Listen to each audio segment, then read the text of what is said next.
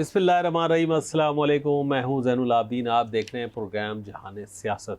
ज़ाहिर है आज के प्रोग्राम में तो सबसे पहले बात ईरान और इजराइल की करेंगे और फिर जो मुज़ाकरात मुलतवी हैं उसका भी जिक्र होगा और इस पर तफसील से बात करेंगे कि ये ईरानी इतनी गफलत में क्यों हैं। मिर्ज़ा साहब अस्सलाम वालेकुम। वालेकुम सलाम ज़ैनुल आबिदीन साहब, जो बात हम करते आ रहे थे कई दिनों से, जी वो आखिर इंतहाई अफसोस की बात है कि ईरान पे इसराइल ने हमला कर दिया। जी और ये बात वाज़ेह हो गई थी जब जब ट्रम्प ने 1.5 घंटे तक बात की है पुतिन से, और पुतिन को बता दिया, समझा दिया कि भाई हम पे हमला करेंगे। उसकी बारीकी को समझा दिया कि भाई हम एक ईरान जैसे मुल्क को, जो कि उनके लिहाज से, हमारे लिहाज से तो नहीं, फेनेटिक मुल्क है, उसके पास एटम बम आ गया तो वो तबाही फैला देगा। जी तो अब जिस तरह से कि हमारा भी दुश्मन था जिस वक्त हमारे हम जब एटमी धमाका करने वाले थे 1998 में, जी तो इसराइली तैयारे जो हैं श्रीनगर के पर लैंड कर चुके थे और हर वक्त हमें ख़तरा ये था कि वो हमारे पर हमला करेंगे। तो उसके लिए हम तैयार थे। हमने कहा भाई अगर इसराइल ने हमला किया तो लेकिन ये बात आप याद रखें कि 1984 में ऑफिशियली तो हम 1998 में हुए, हमने ऐलान 1998 में किया और लेकिन 1983 में हम एटमी ताकत बन गए थे और 1984 में सबको पता लग गया था जी कि हमारे पास एटम बम हो गया है, क्योंकि हमने कोल्ड स्टार्ट जो किया था वो हमने चाइना में कर लिया था। जी तो वो सबसे उसकी वजह से कोल्ड स्टार्ट मतलब कंप्यूटर के ज़रिए से उसको धमाका किया, नतीजा देख लिया, उसका क्या ठीक है, सब कुछ ठीक है। और उसी ज़माने में जब ज़िया का दौर था तो उसी ज़माने में हमने सुरंगें खोल दी थी चागी में। तो कहते थे चागी में अपने धमाका कभी भी आप नहीं कर सकते हैं जब तक कि आप वो सुरंग कहीं पर, क्या तो ज़मीन दोस्त बनाएं या आप वो पहाड़ पे बनाएं, किसी मजबूत पहाड़ पे। तो ईरान के पास बहुत सारे पहाड़ हैं, वो कर सकता है। वो जो पहाड़ मौजूद है तेहरान के पास, जो बहुत बड़ा पहाड़ है, वो उस पर वो कर सकता है, लेकिन बहुत मजबूत पहाड़ है। जब आपने एटमी धमाका किया तो वो इसराइली हमारे पर हमला करने को तैयार थे, लेकिन हमने कहा था हम तो उड़ा देंगे। और उन्हें पता था कि इनके पास डिलीवरी सिस्टम भी मौजूद है और इनके पास जो हमारे जो तैयारे थे F-16 जो तैयारे थे वो हवा में उड़ रहे थे उसकी हिफाजत के लिए, और इसराइल को हम मार देते। तो इसराइलियों को फिर अमरीकनों ने कहा कि भाई आप नहीं करें उनके साथ में छेड़छाड़, क्योंकि हमने अमेरिका को बता दिया था कि हम इसको छोड़ेंगे नहीं। तो उनको अमेरिका को पता था कि ये बहुत मसम्मी इरादा रखते हैं और ये करके छोड़ेंगे नहीं कर देंगे ये काम। अब ईरानियों से जो गलती हुई वो ये हुई कि वो जब इन्होंने एटमी प्रोग्राम शुरू किया तो पहली गलती तो ये हुई कि इन्होंने हमारा नाम ले दिया। तो हमने इनको एटमी जब दिया तो वो डॉक्टर कदीर को फॉलो कर रहे थे, तो वो पहले दिन से इनको मालूम हो गया। जब हमने इनको उसका साजो सामान दिया तो वो पता लग गया कि एटमी प्रोग्राम कर रहे हैं ये लोग। तो अब मैं ये कहता हूँ कि फिर जब वो पकड़ा गया, उनका IAEA ने जब उसको टेस्ट किया तो उसमें वो 70% एनरिच निकला जो हमारा इक्विपमेंट था। अब उन्होंने कहा था हमें इसे पाकिस्तान ने दिया। वो पहला तो ये होगा। उस पर परवेज़ मुशर्रफ ने उस दिन मीटिंग में ये कहा, तुम लोग कहते हो कि ये हमारे भाई हैं, तो हमारा नाम क्यों ले रहे हो? तो भाई अब बात ये कि जब आपको छुपाना चाहिए था जी, वहाँ से आपकी गलती शुरू हो गई, वहाँ आपकी रेकी शुरू। अब आपने फिर क्या किया? फिर आपने डेनमार्क के लोगों को बुला लिया, आपने जर्मनों को बुला लिया, साइंसदानों को, आपने सबको बुला लिया। तो फिर उन्होंने आपके स्टंट जो एक जरा है वो डाल दिया, वायरस डाल दिया इसके अंदर। वो स्टंट जो था वो इसको 5 साल पीछे ले गया। उसको रिमूव करते करते इन्हें वक्त लगा। अब मसला ये आ गया कि ईरानियों ने, अब जब फैसला ये हुआ, अब आप वापस आ जाते हैं तारीख हिस्ट्री के बाद में, कि देखिए अब जब इन्होंने पुतिन ने इनसे 1.5 घंटे बात कर ली और पुतिन ने ऐलान भी कर दिया कि इसराइल ने हमसे परमिशन मांगी है, अगर क्या तो एटमी मामला पर आप हमसे मायदा करो, नहीं तो फिर हम इसराइल हमला करने को तैयार बैठा हुआ। इसराइल ने कहा, अगर इसराइल अब भी कह रहा है नेतन्याहू कि 1 साल हम छोड़ देंगे तो एटमी ताकत बन जाएगा। हमारा ख्याल ये एटम बम तो उनके पास हैं, लेकिन ये है कि अब वो इस्तेमाल कैसे करें, ये इनका बड़ा प्रॉब्लम है। अगरचे जब आयतुल्लाह खामनाई साहब को सुनते हैं तो वो ये नज़र आता है, वो ये कि कह रहे हैं कि आपको बड़ी दर्दनाक और हम आपने जैसे उन्होंने कहा फिलहाल तो दर्दनाक इनके लिए दर्दनाक होगा ईरानियों के लिए। अभी तो ईरान के लिए। हाँ। अब जैन साहब, अफसोस की बात यह है कि ईरान के 6 एटमी साइंसदान को शहीद कर दिया गया है, ईरान के चीफ ऑफ आर्मी स्टाफ को शहीद कर दिया गया है, ईरान के पासदार जो इनको सबसे बड़ी जो एलीट फोर्स है पासदार ने ईरान, उसको इनकलाब उसको उनके चीफ को शहीद कर दिया गया है। और क्या जुल्म हुआ है कि और डिप्टी को भी मारा। देखो, अब आप किसका मतलब ये हुआ कि आपके साथ में हमारा ये कहना है कि इसमें न सिर्फ के ईरानी मौजूद है जी जासूस, इसमें ईरानी यहूदी के भी जासूस मौजूद हैं, इसमें इंडियन इंटेलिजेंस के भी लोग भी मौजूद हैं। इंडियन इंटेलिजेंस और इसराइली इंटेलिजेंस मिल के काम कर रहे हैं ईरान में भी। CIA अलग है, मोसाद अलग है, सारी एजेंसियां मिलकर ईरान के खिलाफ काम कर रही हैं। अब देखिए, जब इस्माइल हानिया का हुआ था तो उस वक्त आपको समझ में नहीं आया कि आपने अपने चीफ ऑफ आर्मी स्टाफ को बजाय बंकर में रखने के लिए आपने फ्लैट में रखा हुआ। और वो उसी जगह गया, उस फ्लैट में गया और सीधा उसी फ्लोर को हिट किया। इतनी एक्यूरेट उनके पास इंफॉर्मेशन है आपके पास। आपके चीफ ऑफ आर्मी स्टाफ की आप हिफाजत नहीं कर सकते हो तो आप कैसे करेंगे, आप बताइए। तो फिर एटम बम बना भी लेंगे तो फिर उसकी हिफाजत का एक मसला होगा। नहीं, अब वो फर्दों में जो है, अब इन्होंने क्या किया है, फिर आपकी जो सबसे बड़ी जो फिजाइल मटीरियल बनवाने की जगह थी नर्स जी, उसके पर हमला कर दिया। उसमें अभी तक धुएं बादल चल रहे हैं। अब उसकी कितनी रेडिएशन फैलेगी ये अलग बहस है।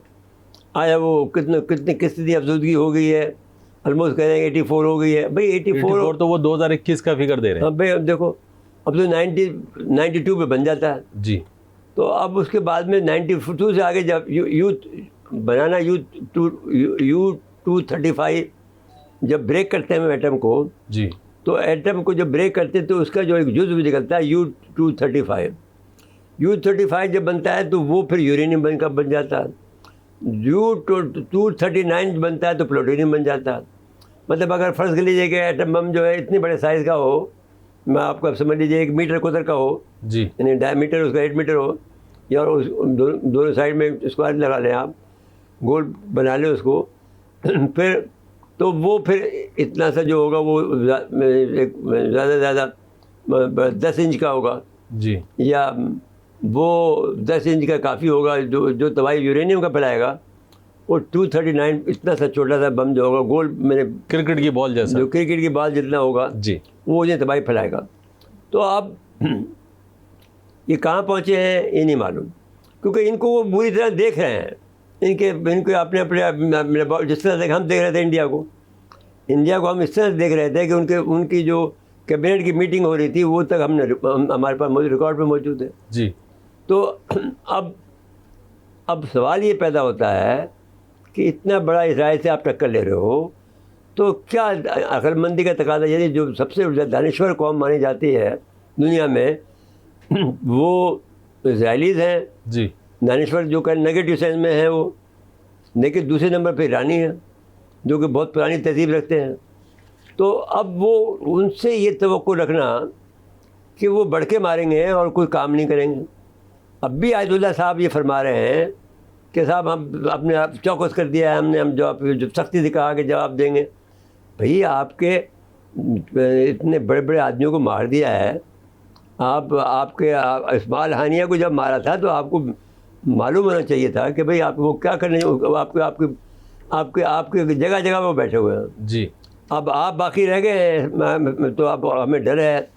अब 7 आदमी को मारना, दिमश्क में अलग मारा, देखो जी वहाँ पर भी 7 सीनियर कमांडर को मार कर दिया।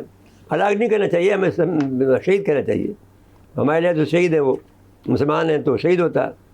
तो अब मैं बात ये कहने की है जैन साहब, ये बात हमारे लिए अच्छी नहीं है। हम बड़े अफसोस का हम इज़हार कर रहे हैं कि हमारे लिए शर्म की बात भी है, हमारी दुख की बात भी है, हमारे दर्द की बात भी है। हमें दुख है कि हमारे भाई इस तरह से शहीद हो रहे हैं। ब्रेक का मुझे कहा जा रहा है, ब्रेक के बाद आए तो ज़रा फिर अब ये क्या कर सकते हैं जवाब में, उनके पास क्या क्या प्लान हो सकता है उससे बात कर लेंगे।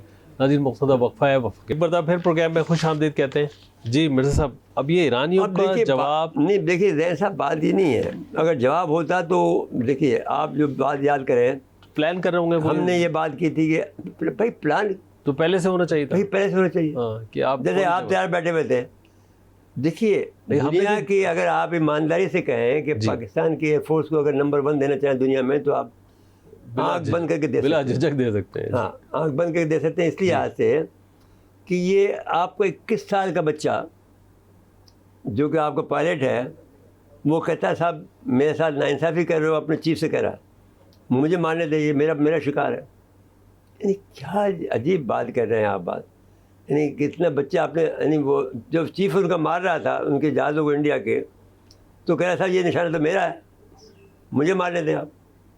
तो मैं ये कहता हूँ कि ये है प्रैक्टिस जी। आपके अगर परफेक्ट है जब भी तो कहते हैं, चीनी कहते हैं ना कि इंडिया खुद कहता है कि अगर ये चीन हमला करता है तो हम इसको आसानी से मुकाबला कर लेते। लेकिन ये तो पाकिस्तानी थे पायलट थे।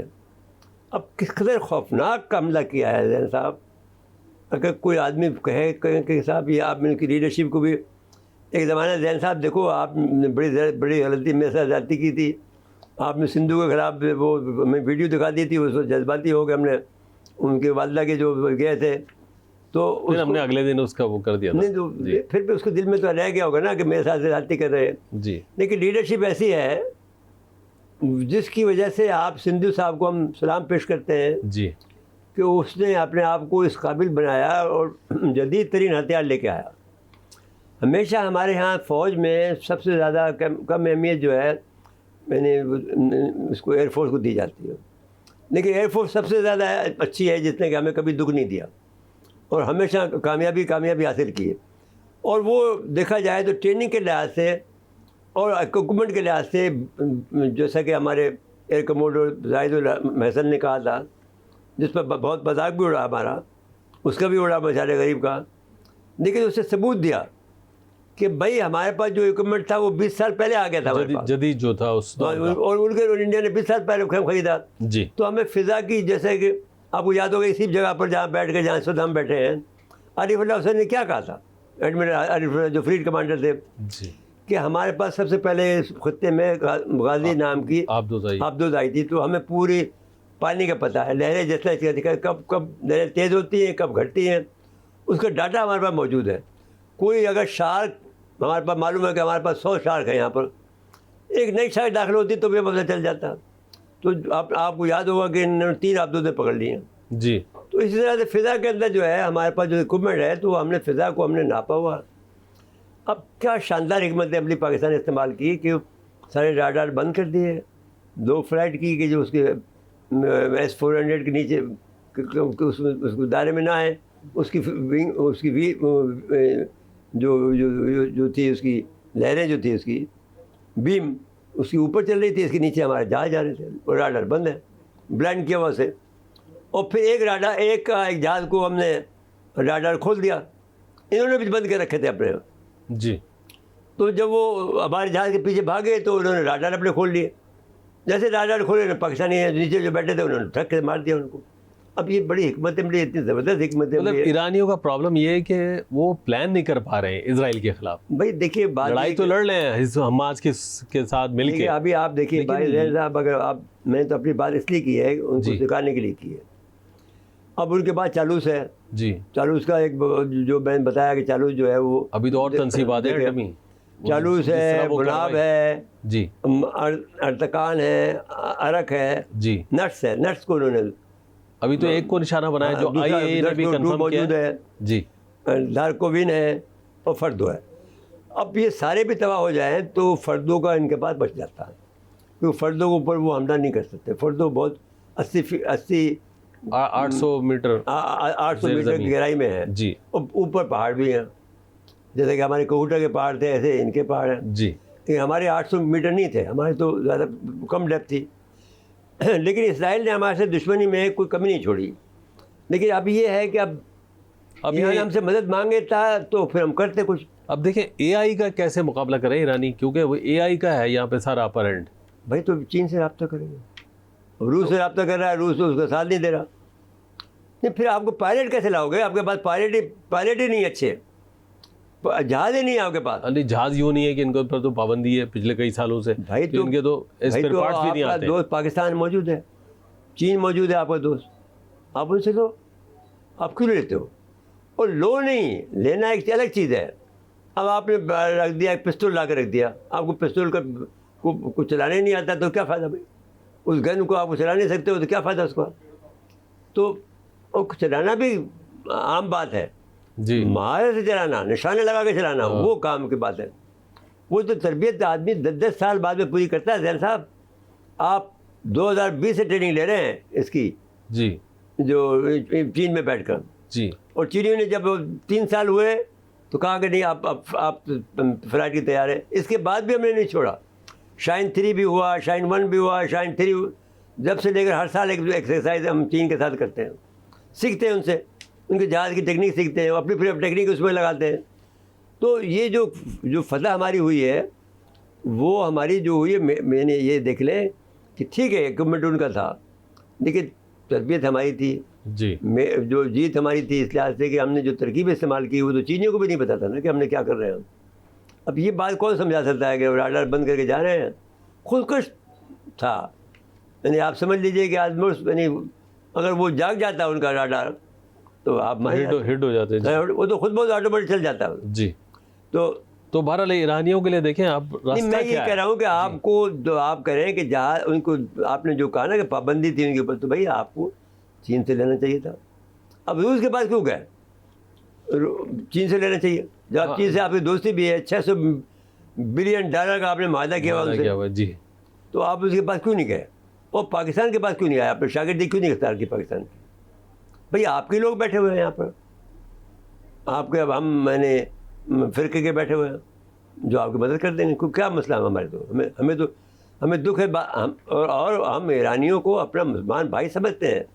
हम नहीं समझते कि ये हम कोई गैर हैं। हमें मालूम है, ये भी हमें मालूम है कि ये कि जो 2 मामलात हैं, एक तो ये कि हम ये समझते हैं कि वो रिजीम चेंज करना चाहते हैं और वो जो बादशाह जो है फिर से कायम करना चाहते हैं जी, जो कि अमेरिका के वफादार हो। उनका बेटे की शादी, उनकी बेटी की जो शादी हुई है एक यहूदी के साथ में हो गई है फ्रांस के अंदर। इसके बाद में उसने कहा कि ईरानी बहुत खुश हैं इस बात से। अब इसका मतलब ये है कि ये आदमी को तैयार किया जा रहा है कि उन्होंने अपनी बेटी को यहूदी को देकर यहूदी को तैयार करने का हमें इंस्टॉल करो, ये कुरानी का तरीका है जी। और जो उलमा कराम की जो हुकूमत जब इतने साल रही है उसको ख़त्म करना चाहते हैं। तो अब हमें क्या किया उन्होंने? हमें ईरान से रखने के लिए उन्होंने आपसे कहा कि साहब आप बहुत बहादुर कौम है, आपकी सारी तारीफ़ की, इंडिया को उन्होंने पसेपुर डाला जी। आपसे कहा कश्मीर का हम मसला कर देंगे ताकि हम इस्लामी जज्बे के तहत ईरान के हमायत में कूद न कूद पड़े। लेकिन हमें ये मालूम होना चाहिए कि ये ग्रेटर इसराइल का मंसूबा भी है कि जब ईरान अगर ख़त्म हो जाएगा तो फिर आप कहाँ से बचेंगे? जी, जो ग्रेटर बलूचिस्तान का मंसूबा है उनका वो पूरा हो जाएगा। पहले तो और जो आसपास है उनका नंबर आएगा। हाँ, पहले तो जो इजराइल के आसपास, पहले जो इजराइल के आसपास सऊदियों का आएगा पहले। जी। लेकिन मिर्ज़ा साहब देखिए अभी जो रद्द-ए-अमल आया ना, अगर सबका देख लें, तुर्किया का देख लें, सबसे पहले आया जापान का, फिर आया इंडोनेशिया का। जापान में क्यों आया पूछो मुझसे? जी, इसलिए तेल बंद हो जाएगा, उस तेल की कीमतें बंद हो तेल जाएगी की कीमत तो बढ़ना शुरू हो गई ना। तो भाई तेल की हमारे में बढ़ेगी, सब जगह बढ़ेगी। जी तो आपके पास आप यूएई क्यों गए थे? आप इतने बेवकूफ़ तो नहीं है ना? जी तो आप तो यूएई से तेल ले लेंगे, जी आपको आ जाएगा यूएई से तेल दे। हुर्मुज़ भी बंद होता है जी। तो वहाँ उन्होंने फ्रीज लगा रखे 2, आपके 2 जहाज डुबोएंगे तो आपको 1 मिनट में निकाल के फेंक देंगे, उनको बुड़ा देंगे, उनको भाप अब बंदर अब्बास को बुड़ा देंगे। जी। अब तो लेकिन फिर भी हमने अपना बंदोबस्त कर लिया है। यूएई के पास हमारे वज़ीर-ए-आज़म गया शुक्रिया अदा करने के, तेल का वादा करके आ गया उनसे। हमें ये नहीं था कि हमें नहीं पता था, हमें पता था। जब भी हम आपसे कह रहे थे कि भाई हमदा ज़रूर होगा। तो इधर ये जो रद्द-ए-अमल आया ना आलमी, उस पर भी थोड़ा बात कर लें। आलमी रद्द-ए-अमल से क्या फ़ायदा? अगर ईरान पिट रहा हो, ईरान खुद लड़ नहीं पा रहा हो, तो रद्द-ए-अमल से क्या है? ज़मानी दिमाग खर्च चाहिए और क्या बात है इसमें? अब बताइए, आप मुझे बताइए ज़ैन साहब कि आपको कई 3 दिन पहले बता दिया गया था कि आप मिसाइली हमला करेंगे जी। अब आपका पासदार इनकलाब के chief commander major general Hossein Salami को शहीद हो गए। ईरान के जोरी साइंसदान मोहम्मद महमूद तेहरानची जो है वो शहीद हो गए। एटमी तवानाई तंजीम के सरबराह फरीदुन अब्बासी शहीद हो गए। खादिमुल अंबिया हेडक्वार्टर के commander major general Ghulam Ali Rashid की मौत की तस्दीक हो गई है। अब सवाल ये पैदा होता है कि इतने बड़े बड़े आदमी आपके जो शहीद हो रहे हैं उस पर आप क्या कर रहे हैं? जी, आपको इस वक्त तक कम से कम जो वहाँ के थे इसराइल के कम से कम 10 कमांडर मारने चाहिए थे आपको। जवाब नहीं, बड़ी शख्सियत जाएगी तब जाके बात कुछ बनेगी। पर नेतन्याहू को मारो अगर आपको बस अगर टारगेट कर सकते हैं। हाँ, वो आप आयतुल्लाह खामनाई को सिर्फ तंग कर रहे हैं। वो जब मौका देंगे उनको भी शहीद कर देंगे। अगर यही हाल रही तो खुदा ना खासा, मैं ये बात कर रहा हूँ। अल्लाह ताला ने सलामत रखे, बहुत नेक आदमी है, बहुत बुजुर्ग आदमी है।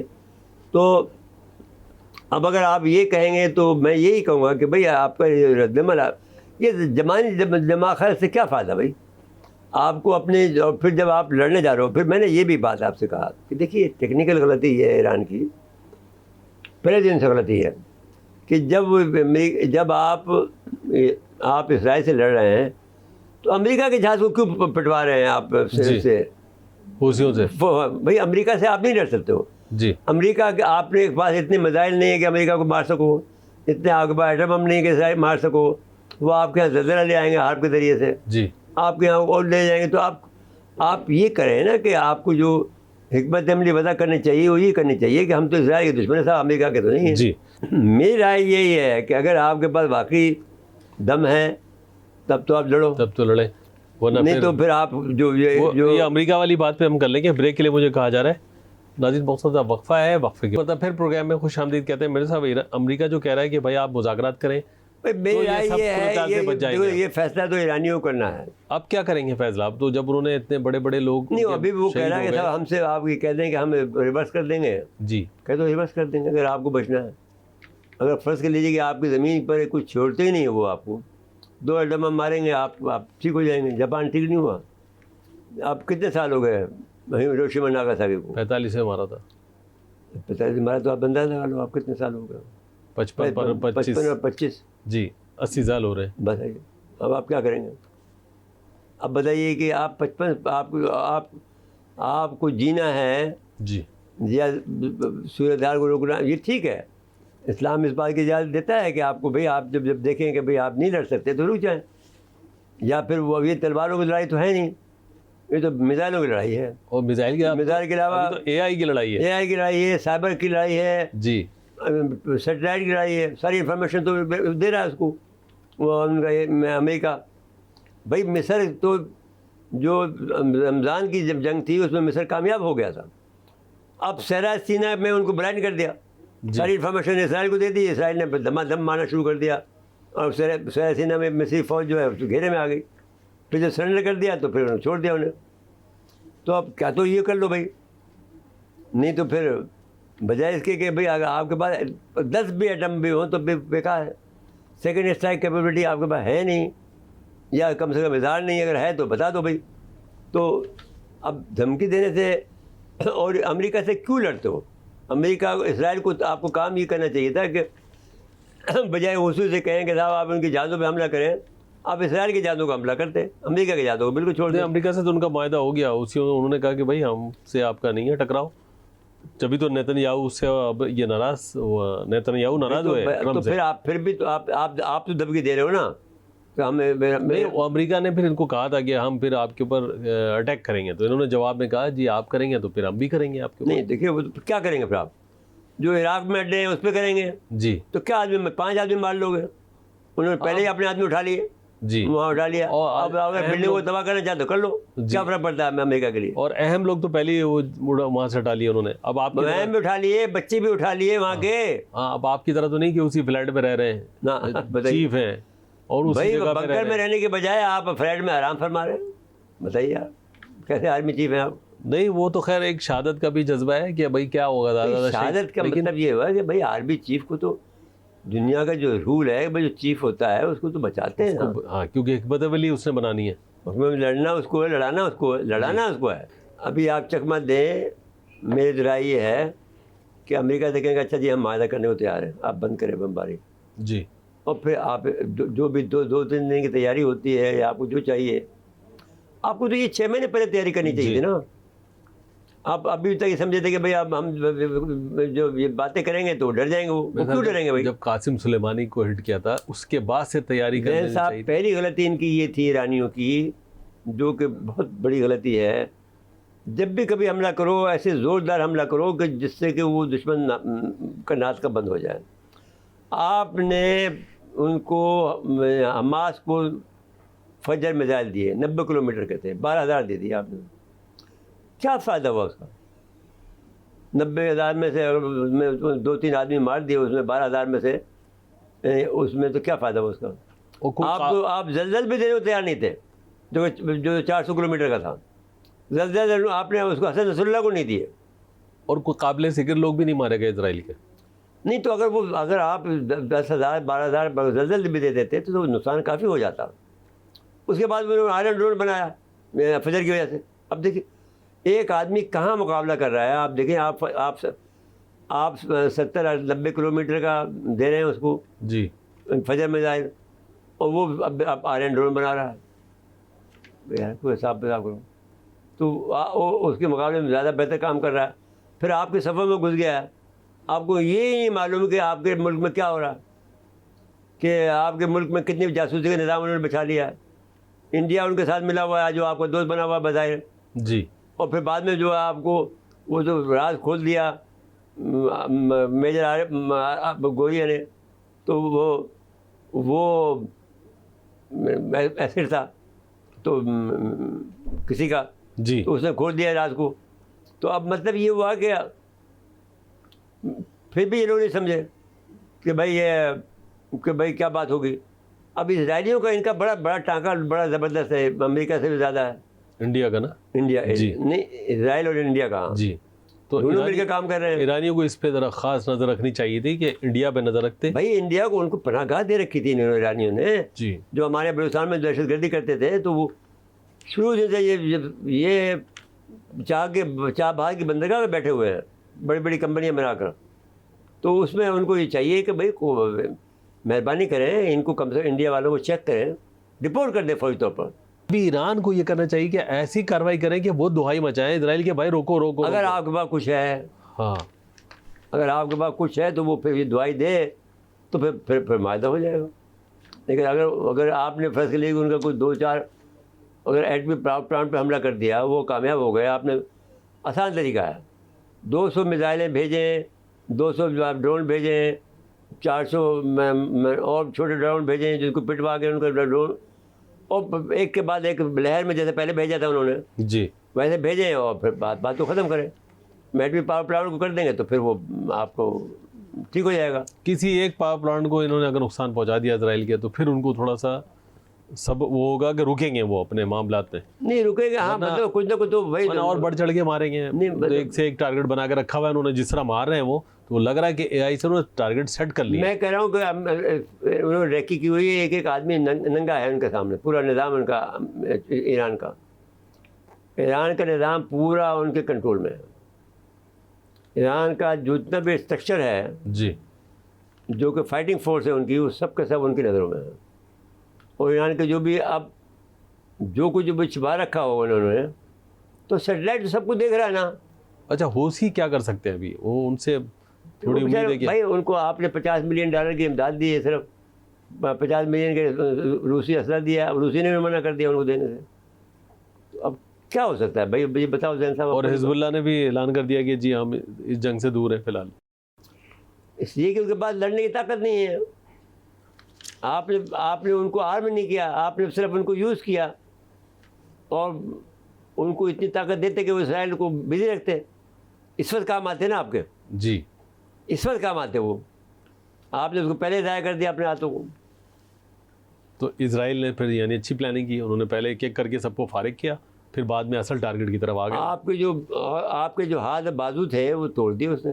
जी, अब एक सिर्फ हूसी रह गए हैं, तो बेचारे वो कब तक लड़ेंगे? अब तक लड़ेंगे, सही बात है। और वो उसकी सप्लाई लाइन बंद कर दी है।